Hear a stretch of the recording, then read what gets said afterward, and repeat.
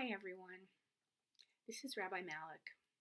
As you can tell, I've been stuck inside for about a week with the flu, and now this being stuck inside is going to continue, not just for me, but for many, if not all of you, as we're all doing our best to contain the spread of the coronavirus.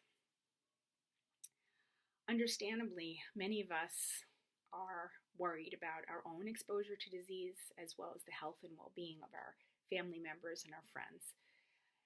And I know that many of us are disappointed at the cancellation of so many things, major events that many of us were looking forward to celebrating in the weeks and months ahead, whether it was a wedding, a bar mitzvah service, a college graduation, scholar in residence weekend at Temple Beth Ahm. As I confront my own disappointments, my own fears, my own anxieties, I can only imagine the different thoughts, the different feelings that you are experiencing.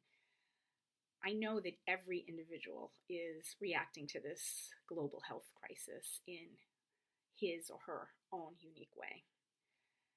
So I really shouldn't presume too much about what you're thinking or what you're feeling.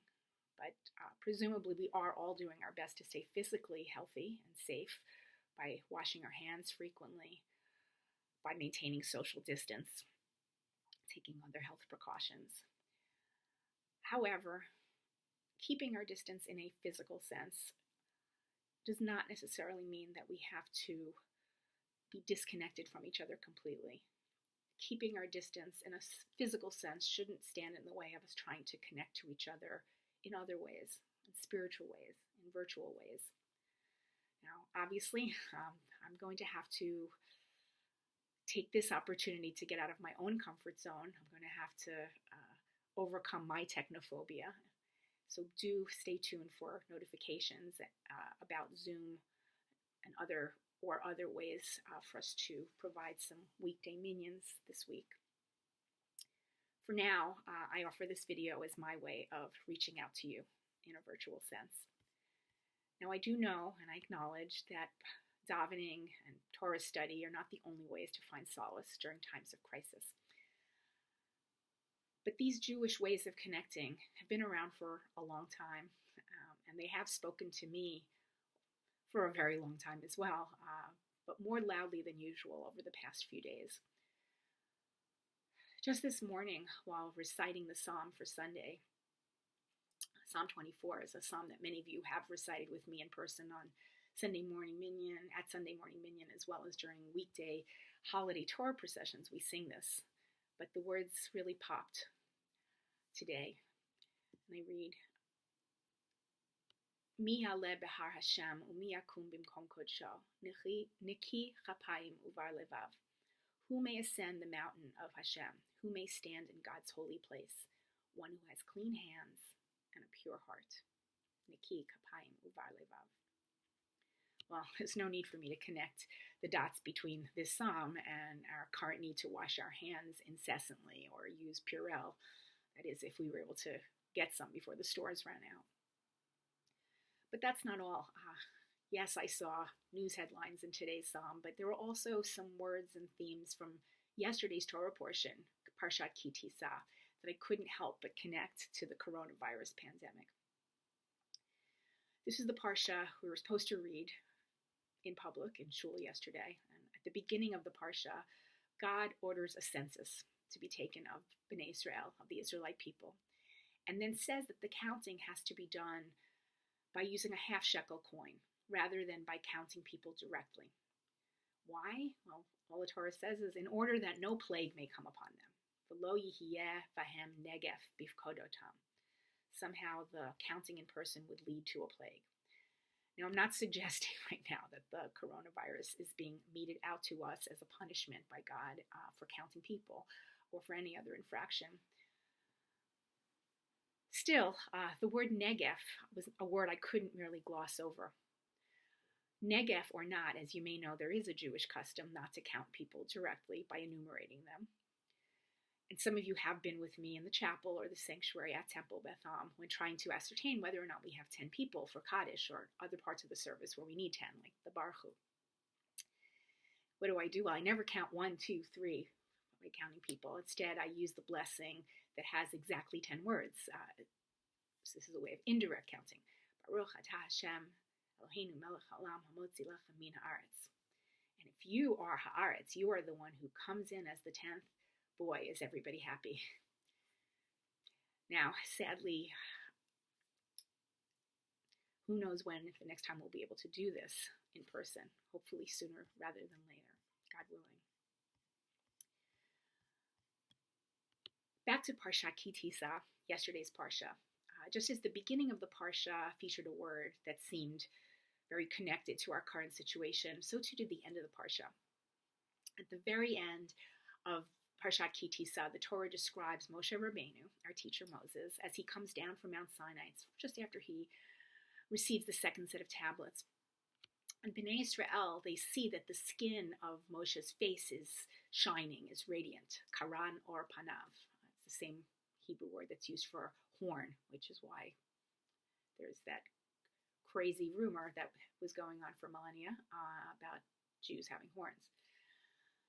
In any event, people shrank from coming near Moshe because of these karnayim, because of this radiance on his face, Karen or, this radiance on his face.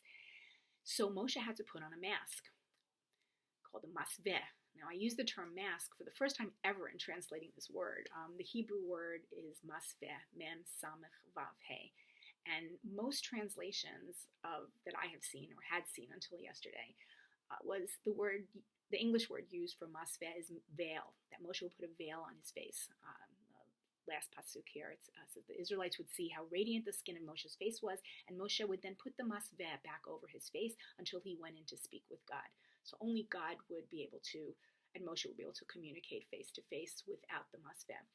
And yesterday, for the first time, I picked up a translation of a chumash that I hadn't noticed the translation before, at least not for this parsha.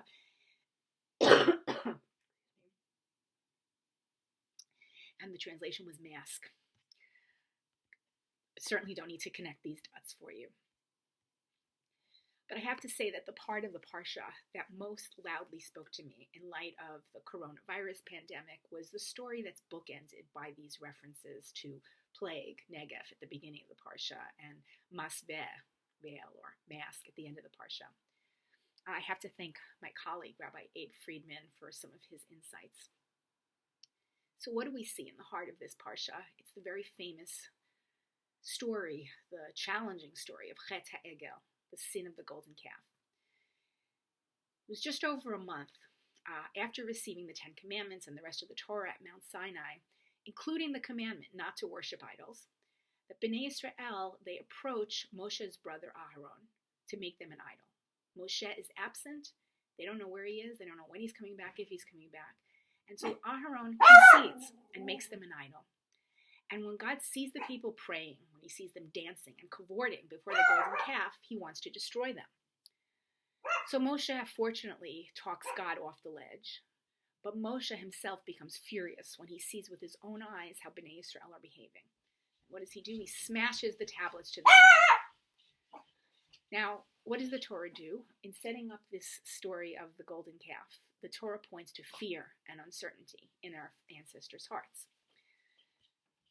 As the Torah says, I'll read it directly, Ki zeh Moshe lo yadanu mehayalo.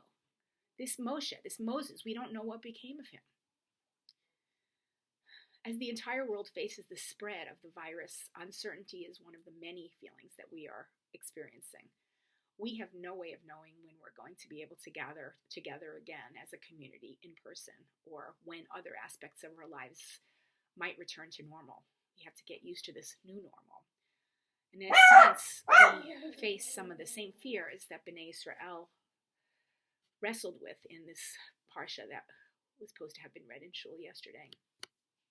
In Parashat Ki Tissa, Moshe also faces uncertainty. Why? Well, Bnei Israel, yes, they had disobeyed God before, but they had never tested God to this degree, to this level before. And it's not clear that the community would ever be able to hold together under this pressure. So Moshe is distressed and he cries out to Hashem and he says, Hareini na kvodecha, show me your glory. In other words, God, show me how this ends. Show me, let me know that it's going to be okay. But Even God can't give Moshe the certainty that he so desperately wants, that he so craves. So what does God say to Moshe? Instead, he says, Hine makom iti. I have a place for you with me. God essentially reassures Moshe by saying, look, I can't give you the guarantees that you want. I can't give you any certainties that you seek, but I can promise you that you will always have a place beside me. You will always have the benefit of my protection. In light of the coronavirus spread and our attempt to contain it, I believe that God's promise holds true for us as well. Hine makom iti.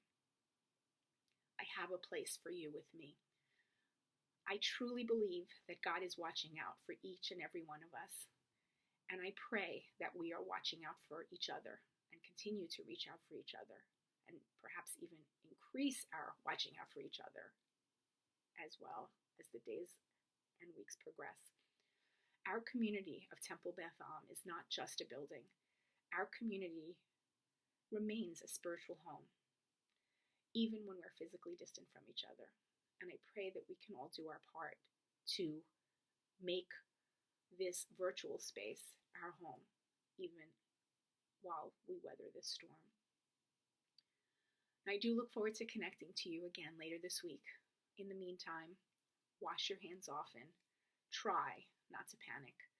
Reach out to those you love by phone or FaceTime or however.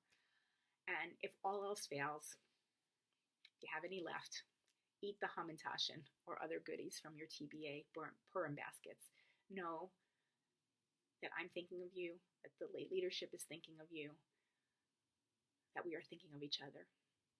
Can you hear it, son? Lehitraot. See you soon, if not in person, then online.